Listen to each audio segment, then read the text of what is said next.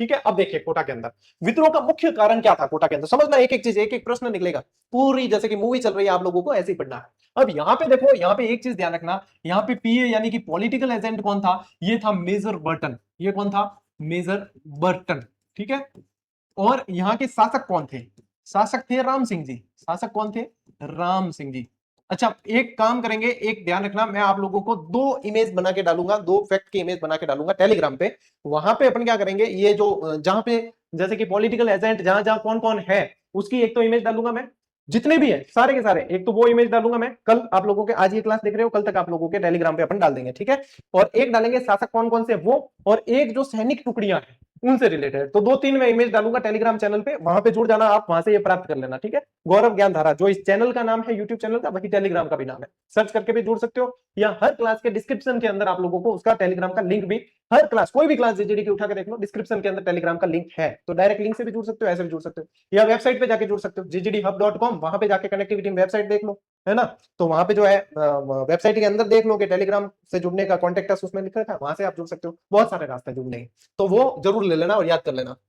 अब देखिए कौन था बर्टन। बर्टन की विवादित सलाह थी, क्या थी, कोटा के पॉलिटिकल एजेंट मेजर बर्टन ने कोटा महाराव को सलाह दी कि कुछ अफसर वफादार नहीं है और उनका रवैया अंग्रेज विरोधी है। बर्टन ने महाराव से उन अफसरों को पदच्युत करने की और अंग्रेज अधिकारियों को सौंपने की मांग की ताकि उन्हें दंड दिया जा सके, कि इनको पदच्युत करो, इनको हटाओ और इनको हमें सौंप दो, यानी अंग्रेजों को सौंप दो ताकि उनको दंडित किया जाए। कुछ लोगों का रवैया सही नहीं है। कौन कौन थे उसमें, जयदयाल, मेहराब खां और जियालाल, ये तीन थे। कौन, जयदयाल, रतनलाल और जियालाल, ठीक है। और एक मेहराब खां और है जो आप लोगों को ध्यान रखना है, मेहराब खां, ये भी आप लोगों को ध्यान रखना है, ठीक है। इनके ऊपर संदेह जताया।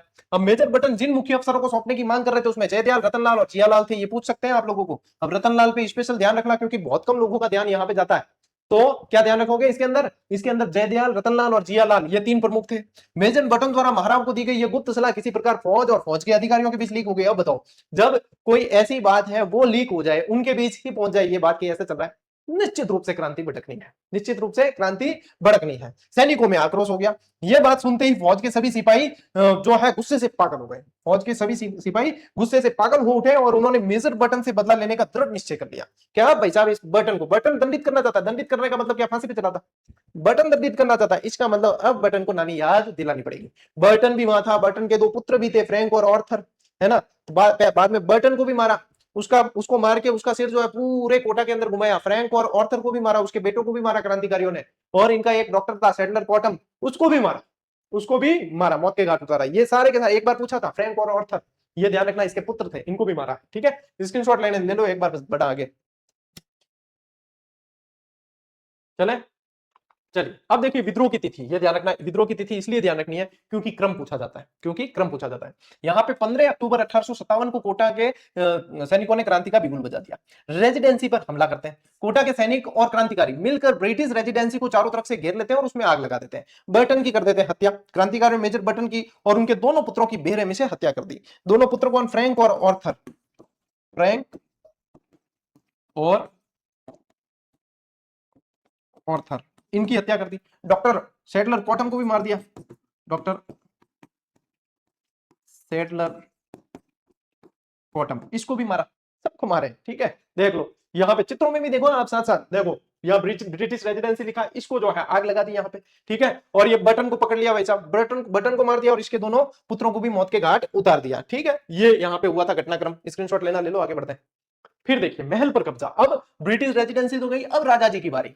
अब राजा जी की बारी इसलिए क्योंकि राजा जी को ये सलाह दी थी और राजा जी इनके पक्ष में थे, अंग्रेजों के, किसके, अंग्रेजों के पक्ष में थे। ज्यादातर राजस्थान के राजा अंग्रेजों के पक्ष में थे, ये दुर्भाग्य था राजस्थान का उस समय। क्रांतिकारियों ने पूरे शहर में जुलूस निकाला और महाराव के महल को घेर लिया, जिससे महाराव अपने ही महल में एक प्रकार से कैदी बन गए। होम अरेस्ट कर लिया इनको, इनको क्या कर लिया, होम अरेस्ट, अंदर ही नजरबंद कर दिया। मतलब कहीं अलग से जेल में नहीं डाला, चारों तरफ से घेर दिया, अंदर से कहीं जा नहीं सकते, कनेक्टिविटी सारी कट चुकी थी। तो ये ध्यान रखना आप लोगों को, है ना। ये तो गोसाई महाराज एक आए थे, कन्हैयालाल जी, उनकी मध्यस्थता के कारण नौ शर्तें थी, उसका एक समझौता हुआ था इनके बीच में बाद में, ठीक है, तब जाके इनको छोड़ा था। अब देखो, और वो भी करौली के मदन पाल आए तब छुड़ाया है। क्रांतिकारियों ने महाराव को एक विशेष संधि पत्र हस्ताक्षर करने के लिए मजबूर किया जिसमें 9 शर्तें थी। और इसमें मध्यस्थता किसने की, ये इसके अंदर नहीं दे रखा है, ये इसके अंदर आप लोगों के आरबीसी में नहीं दे रखा है, लेकिन ध्यान रखना यहां पे आप लोगों को ध्यान रखना है, महाराज कन्हैयालाल, गुसाई महाराज कन्हैयालाल की मध्यस्थता थे, ठीक है। इस संधि पत्र की एक प्रमुख शर्त यह लिखवाई गई कि मेजर बटन तथा उसके पुत्रों की हत्या स्वयं महाराव के आदेश पर की गई है। ये भी लिखोगे, हमने की है, लेकिन इस पे ये लिखो कि इसके आदेश मैंने ही दिए थे महाराव को का, कि ये करना पड़ेगा आपको। व्यवस्था देखिए इनकी क्या थी, महाराव को क्रांतिकारियों की इच्छा अनुसार व्यवहार करने के लिए तब तक विवश होना पड़ा जब तक उन्हें करौली राज्य के सैनिक सहायता प्राप्त नहीं हुई। करौली के मदन पाल आए थे इनको छुड़ाने के लिए। इनको छुड़ाने कौन आए? करौली के मदन पाल की सेना आई थी यहाँ पे क्रांतिकारियों से संघर्ष करने, तब जाके जो है कोटा के महाराव राम सिंह जी को छुड़ाया गया है यहाँ से, है ना, ये ध्यान रखना। और कोटा के महाराव राम सिंह की बटन की जो है सुरक्षा नहीं कर पाए, इसलिए इनकी तोपों की सलामी 17 से घटा के 13 की थी, और मदन पाल ने यहाँ पे आके बहादुरी दिखाई थी, इसलिए उनकी तोपों की सलामी 13 से बढ़ाकर 17 कर दी गई थी। ये ध्यान रखना दोनों की दोनों चीज, ठीक है, लीजिए स्क्रीनशॉट। चलिए अब देखिए 6 महीने का अधिकार, कोटा शहर पर क्रांतिकारियों का लगभग 6 माह तक पूर्ण नियंत्रण और अधिकार रहा। 6 महीने तक ये क्रांतिकारियों के दिन रही है पूरा का पूरा कोटा शहर। इस दौरान उन्होंने सरकारी गोदामों, बंगलों, दुकानों, अस्त्र शस्त्र के भंडारों और जिले के विभिन्न कोषागारों को लूटा और उसमें आग लगा दी। ठीक है, ऐसा प्रतीत होता है कि क्रांतिकारियों को कोटा रियासत के अधिकांश अधिकारियों का भी आंतरिक समर्थन और सहयोग प्राप्त हो गया था। ठीक है, इसी कारण ये इतने समय तक यहाँ पे राज कर पाए। 6 महीने तक जो है इन्होंने शासन किया है यहाँ। ठीक है, ये ध्यान रखना है। मतलब 15 अक्टूबर से लगा के मार्च 1858 तक की बात है, मार्च 1858 तक, है ना, ध्यान रखियो, ले स्क्रीनशॉट। फिर क्या होता है, 22 मार्च 1858 को रॉबर्ट्स का आगमन होता है। कोटा को मुक्त कराने के लिए मेजर एच.जी. रॉबर्ट्स नसीराबाद से 5500 सैनिक लेकर आते हैं। 5500 सैनिक लेकर 22 मार्च 1858 को चंबल के किनारे पहुंचते हैं। रॉबर्ट्स ने तोपों से क्रांतिकारियों पर धुआंधार गोले बरसाए और उन्हें कोटा से भागने पर पूरी तरीके से विवश कर दिया। अंततः क्या हुआ, कोटा को क्रांतिकारियों के नियंत्रण से पूरी तरह मुक्त कराया गया और विद्रोही सैनिकों को अमानवीय दंड दिए गए तथा क्रांतिकारी नेता जयदयाल को गिरफ्तार करके तोप से उड़ा दिया गया। यह प्रश्न एक बार हूबहू पूछा यहां से, हूबहू पूछा। कई सारी ऑथेंटिक किताबों के अंदर यह दिया गया है कि जयदयाल को और मेहराब खां को यहां पे फांसी की सजा दी गई थी, लेकिन 9th की इस किताब में लिखा है कि तोप से उड़ाया तो तोप से उड़ाया, और उसी चीज को जो है इन्होंने आयोग ने माना है। ठीक है, तो ये ध्यान रखना, जयदयाल को तोप से उड़ाया और बाकी जो है सैनिक पकड़े गए थे उनको भी बहुत खतरनाक दंड दिए गए यहाँ पे। और दमन किसने किया, रॉबर्ट्स ने किया। 22 मार्च 1858 ये कोटा की जो क्रांति हुई थी उसका अंत होता है यहाँ पे। ठीक है, चलो स्क्रीनशॉट ले आगे बेटा। ये देखो यहाँ पे पता भी चलेगा आपको जयदयाल यहाँ पे क्रांतिकारियों का कैसे दमन किया वो। अब अन्य राज्यों के अंदर, ये कोटा की तो हो गई, अन्य राज्यों के अंदर क्या क्या चीजें हुई ये भी आप लोगों से पूछा जाएगा। तो सबसे पहले चलते हैं अपन भरतपुर और अलवर के अंदर। भरतपुर रियासत में देखिए भरतपुर में क्या स्थिति थी। भरतपुर राज्य भौगोलिक रूप से आगरा और मथुरा के काफी निकट स्थित था। आगरा मथुरा के निकट ही है। यदि आज भी वृंदावन जाना है, वहां जाना है, तो अब हम जैसे यहाँ पाली से चले तो हम भरतपुर उतरेंगे पहले ट्रेन से, फिर वहां से आगे जाएंगे। मैं भरतपुर उतरा था इसलिए मुझे पता है। तो ये देखिए उत्तेजना का कारण, मथुरा में विद्रोह भड़कने के तुरंत बाद भरतपुर शहर में भारी उत्तेजना और अशांति फैल गई वहां पे। और वहां के लोग, भरतपुर के लोग मथुरा और यहाँ पे अप डाउन भी करते है ना, वहां पे बहुत सारा मिला जुला प्रभाव देखने पड़ता है संस्कृति का वगैरह सब। तो शहर में फैली इस उत्तेजना के प्रभाव से भरतपुर की स्थानीय सेना ने भी अंग्रेजों के खिलाफ क्रांति का बिगुल बजा दिया। यानी प्रभाव कहां से पड़ा था, मथुरा से पड़ा था। ठीक है ना, मथुरा से प्रभाव पड़ता है। स्क्रीनशॉट लो हटा दो।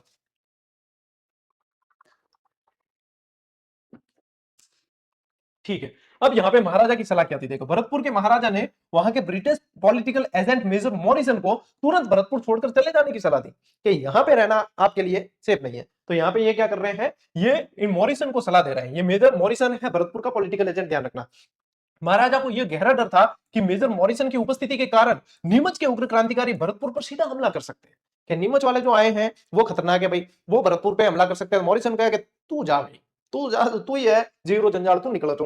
तो पलायन कर गया ये। महाराजा की इस रणनीतिक सलाह को देखते हुए मेजर मॉरिसन भरतपुर छोड़कर चला गया और काटिया इंगे तो है नहीं, इन्हें काटियो है भरतपुर महाराजा निकालियो, तू निकल नहीं तो लंका लाग दी। ठीक है, स्क्रीनशॉट लो।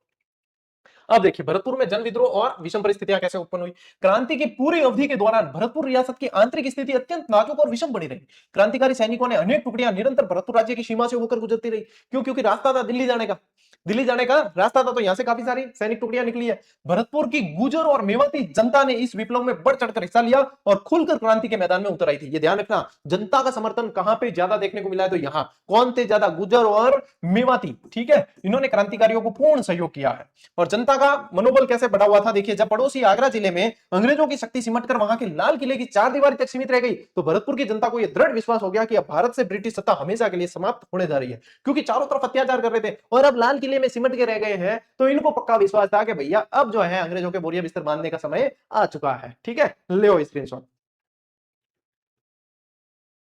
आगे बढ़े, क्रांतिकारियों का आगमन देखिए अलवर रियासत में। दिल्ली के कुछ क्रांतिकारियों के अलवर रियासत में प्रवेश करने के कारण वहां भी तेजी से क्रांतिकारी गतिविधियां हुई। कहां से आए? दिल्ली के कुछ क्रांतिकारी थे। अलवर एनसीआर क्षेत्र है, ठीक है, एनसीआर क्षेत्र, उसके अंदर अलवर आता है, तो यहां से जो है कनेक्टिविटी इनकी। अब देखो गुर्जरों का विद्रोह। अलवर रियासत के गांवों में रहने वाले गुर्जरों ने भी अपने पड़ोसी राज्य भरतपुर की तर्ज पर ब्रिटिश विरोधी भावना का जमकर और खुलकर प्रदर्शन किया। और क्या हुआ इससे? इन क्रांतिकारियों और विद्रोही स्थानीय लोगों ने अपनी उग्र गतिविधियों से अलवर के शासकों को काफी लंबे समय तक परेशान करके रखा। तो यानी अलवर और भरतपुर के अंदर स्थानीय जनता का बहुत ज्यादा सहयोग क्रांतिकारियों को मिला है, और क्रांतिकारियों को यहां से अंग्रेजों के विरुद्ध इन्होंने बहुत अच्छी तरीके से सपोर्ट किया है। ठीक है, ले स्क्रीनशॉट। आगे बढ़ते हैं। देखिए धौलपुर के अंदर, अब अलवर भरतपुर पढ़ लिया, धौलपुर एक एक चीज मैं बता रहा हूं, और आप लोगों को शासक मैंने पहले ही बता दिए हैं कौन कहां पे शासक है। ठीक है, पॉलिटिकल एजेंट और शासक के फिर भी मैं जो है फैक्ट बना के टेलीग्राम पे डलवा दूंगा ताकि आप उन्हें अच्छे से याद कर लेना। इसके अलावा सैनिक टुकड़ियां वगैरह डलूंगा, तो गौरव ज्ञान धारा नाम से टेलीग्राम चैनल है अपना, उसे ज्वाइन करके रखना। ठीक है, अब देखिए धौलपुर रियासत में क्रांति, अक्टूबर दिसंबर 1857 की बात है। क्रांतिकारियों का धौलपुर में प्रवेश। राजस्थान की अन्य रियासतों की तरह धौलपुर रियासत में भी 1857 की क्रांति के दौरान गंभीर उपद्रव और अशांति फैली हुई थी। गंभीर उपद्रव और अशांति फैली थी। संयुक्त सेना का आगमन होता है। अक्टूबर 1857 के प्रारंभ में ग्वालियर और इंदौर के क्रांतिकारी एक संयुक्त सेना धौलपुर राज्य की सीमा में प्रवेश हो गई थी। ठीक है, ये लिखा हुआ है प्रवेश। अब देखो ये प्रश्न बनता है कि ऐसी कौन सी जगह राजस्थान में जहां पे विद्रोह करने वाली सैनिक टुकड़ियां भी बाहर की है और दमन करने भी बाहर से सैनिक टुकड़ी आई है। यानी स्थानीय कोई भी नहीं थे, यहाँ क्रांतिकारी थे वो भी बाहर के थे। क्रांतिकारी कहां के थे? देखो ये क्रांतिकारी ग्वालियर और इंदौर के थे, और दमन करने के लिए भी बाहर से सेना आती है। ठीक है, लीजिए स्क्रीनशॉट लो एक बार। तो धौलपुर विशेष रूप से आपको याद रखना है।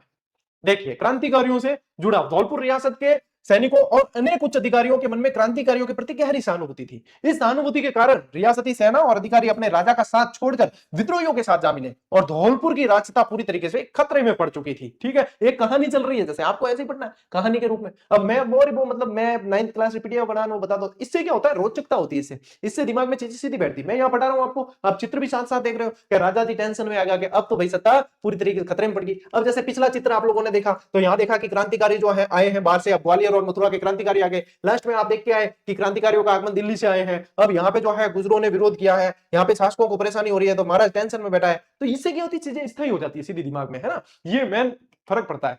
अब देखिए राजा की घेराबंदी और लूटमार कैसे होती है। धौलपुर में नियंत्रण स्थापित करने के बाद बाहरी और स्थानीय क्रांतिकारियों ने मिलकर खूब लूटमार की। अब देखो चित्र है, देखो खजाना वजाना लूट ले जा रही है, लूटो रे मौज पड़ गई। अब तो अंग्रेज लूटो, अंग्रेज अपान लूटिया करना, जान से मारने की धमकी। देखिए क्रांतिकारियों ने धौलपुर के तत्कालीन राजा को चारों तरफ से घेर लिया और उनकी मांगों को न मानने पर जान से मारने की धमकी दे दी। ये देखो ये घेर लिया यहाँ पे। ठीक है, राजा जी को बिठाया कि यहाँ पे आपने बातें नहीं मानी तो यहाँ पे जो है आपको जान से मार दिया जाएगा। राजा की व्यवस्था थी। अपनी जान को खतरे में देखकर धौलपुर के राजा पूरी तरह विवश हो गए, और उन्होंने क्रांतिकारियों की सभी मांगों को बिना शर्त स्वीकार कर लिया। बिना किसी, इनकी कोई भी शर्त नहीं थी, और यहाँ पे इन्होंने मांग को स्वीकार कर दिया कि जान बची तो लाखों पाए, वो वाली बात है। ठीक है, लीजिए बेटा जी स्क्रीनशॉट।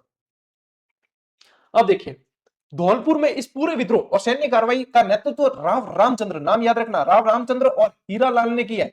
ठीक है, इन दो प्रमुख नेताओं ने किया है। ये पूछते हैं कि यहाँ या तो ये पूछेंगे धौलपुर में क्रांति का नेतृत्व किसने किया, या इनका नाम देके पूछेंगे इन्होंने क्रांति का नेतृत्व कहां किया। तो राव रामचंद्र और हीरालाल आपको ध्यान रखना है। इन नेताओं के कुशल नेतृत्व में क्रांतिकारियों ने धौलपुर राजा की अधिकांश राजकीय तोपों पर अपना पूर्ण अधिकार कर लिया था। अब जितनी जो इनकी थी राजा की तोपें थी, वो सारी सारी क्रांतिकारियों के अधीन हो गई, और धौलपुर कि इन छीनी हुई तोपों की सहायता से सैन्य शक्ति बढ़ाकर क्रांतिकारियों ने पड़ोसी क्षेत्र आगरा पर एक बड़ा आक्रमण कर दिया। अब धौलपुर से आगरा पास पड़ता है, आगरा जाने वाले धौलपुर होके जाते हैं, तो वहां पे जो है ये इस धौलपुर के राजा की तोपें थी, ये लेके और उन्होंने वहां बचीड़ बुला दी कि आगरा किले पे हमला कर दिया। ठीक है, ये देखो क्रांतिकारी इस तरीके से ये लेके गए। देखो यहां से जो है तोपों पे कब्जा कर दिया और तोपे ले जाके वहां आगरा किले पे बचीड़ बुला दी। ले भाई, ठीक है, ले स्क्रीनशॉट। अब देखो पटियाला की सेना आती है यहाँ पे विद्रोह दबाने के लिए। विद्रोह करने वाले कौन थे? ग्वालियर और इंदौर वाले सैनिक थे। ठीक है, दिसंबर 1857 की बात है।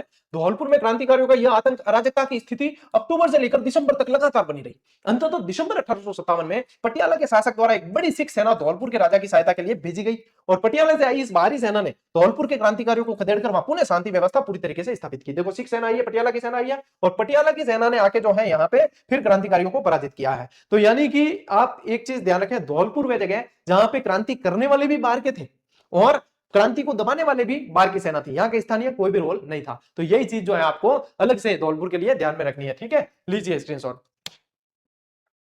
चलो अब जयपुर और टोंक चलते हैं। देखो जयपुर में राव सिंह सिंह की सलाह। जयपुर के महाराजा को उनके एक प्रमुख पदाधिकारी राव सिंह सिंह ने यह कूटनीतिक सलाह दी कि वे अंग्रेजों और मुगल बादशाह बहादुर शाह जफर दोनों से ही एक समान मित्रतापूर्वक संबंध बनाए रखें। मैं कह रहा हूं आने वाले समय आपको ये चीज पढ़ने को मिलेगी कि जयपुर के महाराज को यह सलाह किसने दी कि आप अंग्रेजों से और बहादुर शाह जफर जो मुगल शासक है इनसे एक समान मित्रता बना के रखें। ये दी है भैया राव शिव सिंह ने दी है, मोस्ट इंपॉर्टेंट है। और देखिए इसके विपरीत महाराजा के प्राइवेट सेक्रेटरी जो निजी सचिव थे पंडित शिवदिन, ये तो है शिव सिंह और ये है शिवदिन। पंडित शिवदिन ने महाराजा पर केवल और केवल अंग्रेजों का साथ देने के लिए अत्यधिक जोर डाला। इसने तो शिव सिंह जी ने तो कहा था कि दोनों से बना के चलो, क्योंकि क्रांति का नेतृत्व तो उस समय कौन कर रहा था, बहादुर शाह जफर। और क्रांति थी किसके खिलाफ, अंग्रेजों के खिलाफ, कि आप दोनों से समानता बना के चलो। लेकिन यहाँ पे जो है शिवदिन ने कहा कि सिर्फ अंग्रेजों का साथ देना है आपको, ये इनके प्राइवेट सेक्रेटरी थे, इन्होंने कहा। ठीक है, दोनों ही ध्यान रखना, शिव सिंह और शिवदिन, स्क्रीनशॉट लो।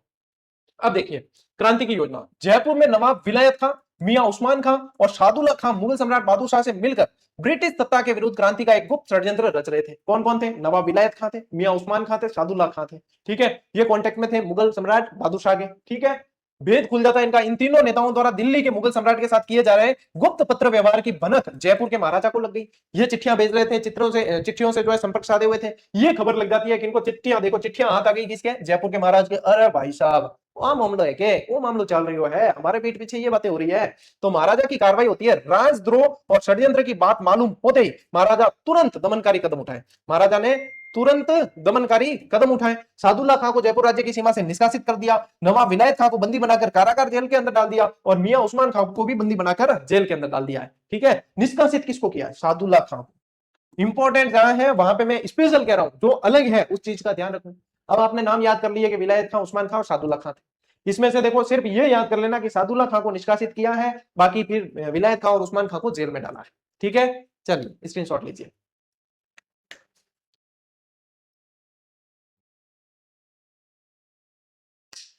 चलो डालो। अब देखिए टोंक रियासत में सैन्य विद्रोह। टोंक का नवाब पूरी तरीके से अंग्रेजों के समर्थन में था और उनके साथ खड़ा था, सभी जगह यही था। राजा और शासक जितने थे वो अंग्रेजों के पक्ष में थे। यहाँ पे सेना का विद्रोह देखिए, नवाब के अंग्रेजों के प्रति झुकाव के बावजूद टोंक की स्थानीय सेना ने मीर आलम खां के नेतृत्व में ब्रिटिश सत्ता और नवाब के खिलाफ विद्रोह का बिगुल बुझा दिया। यहाँ पे क्या नाम याद रखना है आपको, मीर आलम खां ध्यान रखना है। विलायत खां, सादुल्ला खां, ये सब आपको कहां ध्यान रखना है, जयपुर के अंदर। टोंक के अंदर आलम खां ध्यान रखना है आपको, टोंक के अंदर आलम खां को ध्यान रखना है। ठीक है, ध्यान रखना। चलिए स्क्रीनशॉट में फिर देखिए, विद्रोही जो टोंक सेना ने नीमच छावनी के क्रांतिकारियों को सहायता के लिए टोंक आने का औपचारिक निमंत्रण भेजा। नीमच वालों को कहा कि आप यहाँ आइए, आप यहाँ पे आओ, अपन मिलकर धमाल मचाते हैं। ठीक है, किले की घेराबंदी करते हैं। नीमच के क्रांतिकारियों के टोंक पहुंचते ही दोनों विद्रोही सेनाओं ने संयुक्त रूप से मिलकर टोंक के नवाब के किले के चारों तरफ घेर लिया। वही बात, क्या हो आप अपन मिलके जो है धमाल मचाते हैं और चारों तरफ से किले को घेर लेते हैं। अब देखिए इस संकट के समय टोंक के नवाब ने विद्रोह पर उतारू सैनिकों को डराने और धमकाने का भरपूर प्रयास किया, परंतु वे पूरी तरीके से असफल रहे और सेना पर नियंत्रण नहीं पा सके। क्या कहा, तुम सब गद्दार हो, विद्रोह छोड़ दो वरना तुम्हारा अंजाम बुरा होगा। देखो पूरी तरीके से डराने का काम किया है, लेकिन ये कहते हैं हम अंग्रेजों और नवाब के खिलाफ विद्रोह करेंगे, कोई हमें नहीं रोक सकता। कितना बढ़िया पिक्चराइजेशन, कितना शानदार तरीके से हुआ है कि आप बहुत अच्छी तरीके से समझ सकते हो। क्या समझना है कि टोंक में देखो औपचारिक निमंत्रण भेजा है, फिर इन्होंने चारों तरफ से टोंक को इनको घेर लिया है, फिर इसको जो है यहाँ पे ये कहते हैं तुम गद्दार हो, ये हो वो हो। ठीक है, फिर बाद में जो है ये यहाँ पे ये हटा देना। ठीक है, ये जो है यहाँ पे डटे रहते हैं, क्रांतिकारी सारे के सारे डटे रहते हैं। ठीक है, ये ध्यान रखना है। चलिए स्क्रीनशॉट लो। देखिए अब मेवाड़ के सामंतों की नीति और योगदान देखते हैं। 1857 की क्रांति में सलूम्बर और कोठरिया का योगदान, और इससे भाई साहब बहुत बार प्रश्न बनता है। सलूम्बर के रावत केसरी सिंह, कोठरिया के जोध सिंह, दो तो आपको ध्यान रखने ही रखने हैं। ठीक है, अब देखो टाब्रो, देखिए मेवाड़ के सामंतों ने अहुआ यानी जोधपुर के ठाकुर कुशाल, मतलब अहुआ जोधपुर क्यों लिखा हुआ है, क्योंकि अहुआ जो है ठिकाना था जोधपुर का ही एक तरीके से। तो कुशाल सिंह के साहस से प्रेरणा लेकर स्वतंत्रता संग्राम में हिस्सा लिया।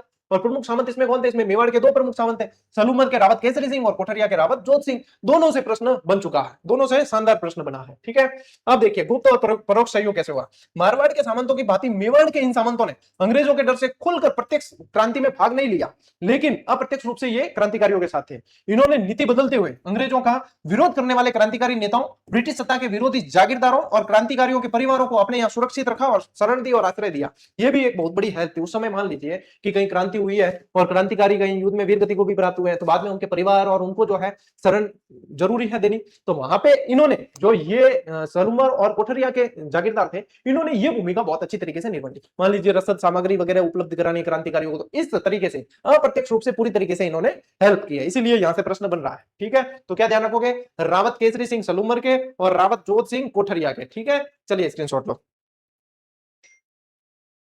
आगे बढ़ा। ओके, अब देखिए सलूमर के रावत केसरी सिंह का संघर्ष कैसा रहा है। जागीरदारों को एकजुट करने का प्रयास किया। रावत केसरी सिंह ने अपने आसपास के अन्य जागीरदारों के वो एक साथ मिलाया और उन्होंने अहुआ के ठाकुर कुशाल सिंह के साथ स्वतंत्रता संग्राम में उनकी भरपूर सहायता की है। ठीक है, कुशाल सिंह को स्वतंत्रता संग्राम में उनकी भरपूर सहायता की है। और उदयपुर के महाराणा ने ब्रिटिश ईस्ट इंडिया कंपनी सरकार के साथ जो सुरक्षा संधि की थी, केसरी सिंह ने उसका भी खुलकर विरोध किया। जो ईस्ट इंडिया कंपनी से संधि करके बैठे थे उसका भी विरोध किया इन्होंने। अंग्रेजों का दबाव था। एजीजी जॉर्ज पैट्रिक लॉरेंस ने केसरी सिंह की इन ब्रिटिश विरोधी गतिविधियों को देखकर महाराणा उदयपुर पर उनके खिलाफ सख्त कार्रवाई करने का भारी दबाव डाला।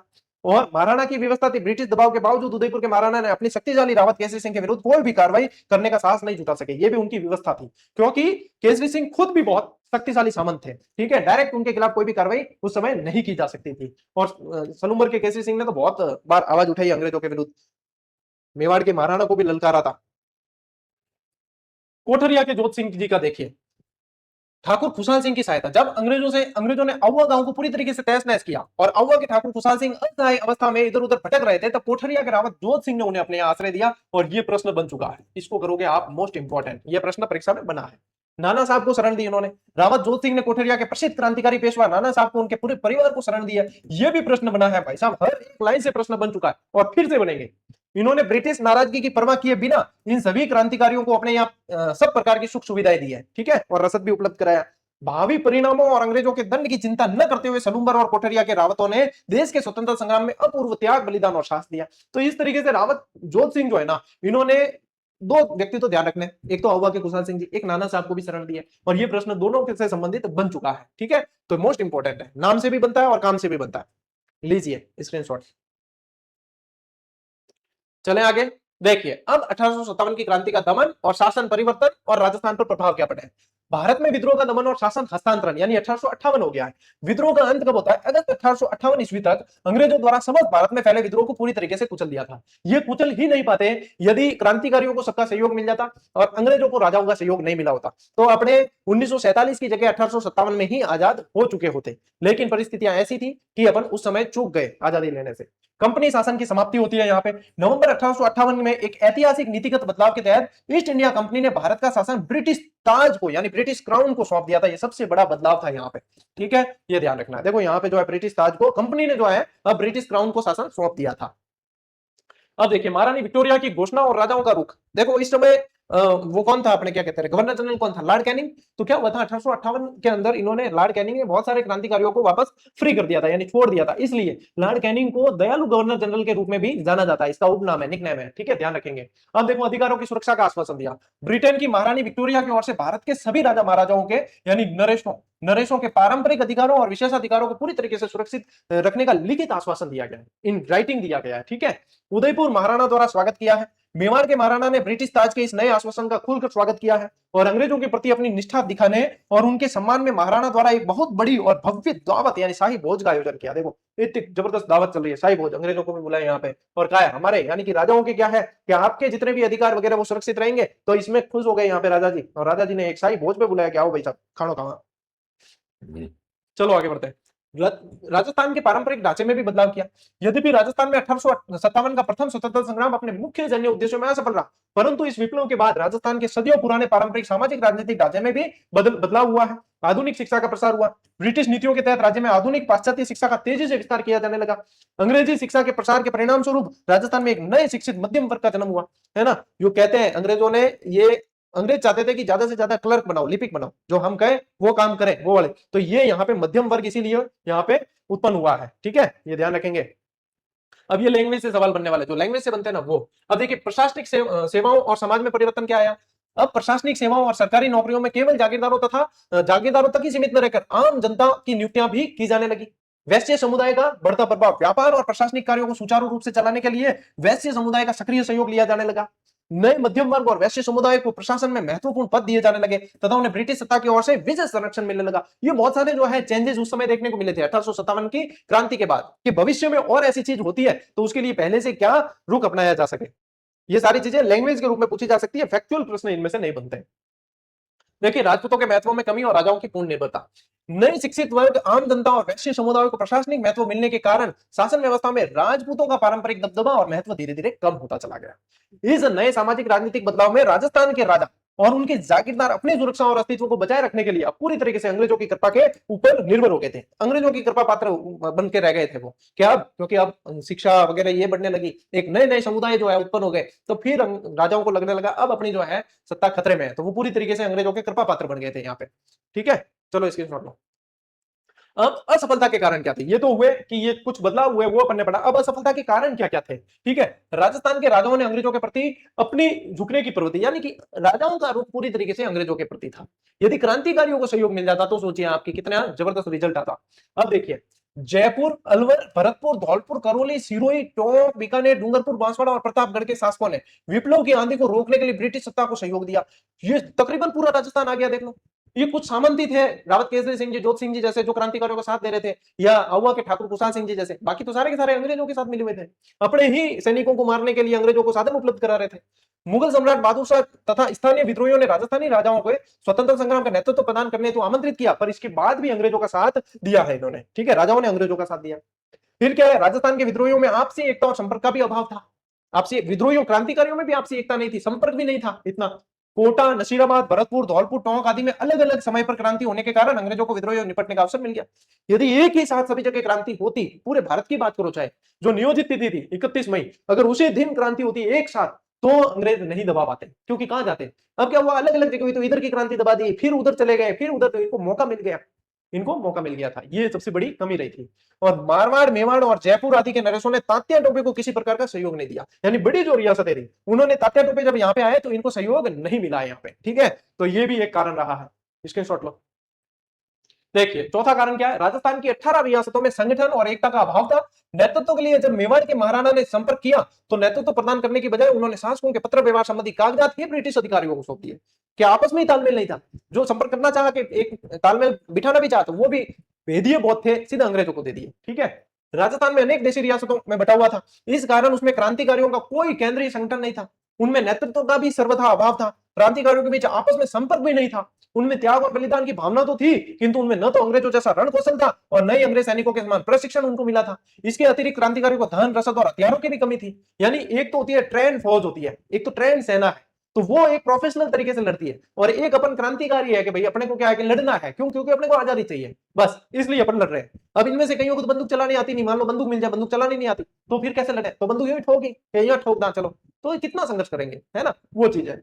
अंग्रेजों ने अन्य क्षेत्रों में हुई क्रांतियों का दमन करते हुए जून 1858 तक उत्तर भारत के अधिकांश भागों पर पुनः अपना नियंत्रण कर लिया, और इस कारण उन्होंने राजस्थान में हुई क्रांति का दमन करने में अपनी पूरी शक्ति लगा दी। बाकी जगह दमन कर चुके थे, तो फिर यहाँ पे जो है बची हुई शक्ति पूरी यहाँ लगा दी और यहाँ पे भी दमन कर दिया। चलिए स्क्रीनशॉट लो। अब देखिए, और भी जो कारण इनमें रहे हैं क्रांति की असफलता के, कि सन 1857 की क्रांति की असफलता होने के बाद राजस्थान की रियासतें ब्रिटिश संरक्षण में चली गई। क्या क्या बाद में क्या क्या हुआ परिणाम, कारण तो थे, अपरिणाम था। ब्रिटिश सम्राट ने राजस्थान की सभी रियासतों को कंपनी द्वारा की गई संधियां जारी रखी। संधियां तो ठेठ तक जारी रही है, 1947 तक। ठीक है, राजस्थान की जनता पर अब गुलामी का दोहरा अंकुश हो गया। एक तो वे रियासती राजाओं के अधीन थे, दूसरे अंग्रेजों का भी उन पर नियंत्रण हो गया। परिणाम स्वरूप यह निश्चित हो गया कि निकट भविष्य में राजस्थानी स्वतंत्रता आंदोलन का कोई भविष्य नहीं है। अब वापस जो है आंदोलन नहीं हो सकता आगे। अंग्रेजी शिक्षा के प्रसार के कारण भी लोगों में राष्ट्रीय जागृति का प्रादुर्भाव हुआ। स्वधर्म, स्वदेशी, स्वराज, स्वभाषा के फलस्वरूप लोगों में क्रांति की भावना पुनः पल्लवित हुई। इस भावना का बल प्रदान करने वालों में अर्जुनलाल सेठी, केसरी सिंह बारट, गोपाल सिंह खरवा आदि अग्रणी माने जाते हैं। इस क्रांति की असफलता ने भावी संगठित आंदोलन की भूमिका तैयार कर दी थी। ठीक है, तो ये सारे क्या रहे हैं, परिणाम रहे हैं, ये सारे परिणाम रहे हैं क्रांति के। लो स्क्रीनशॉट।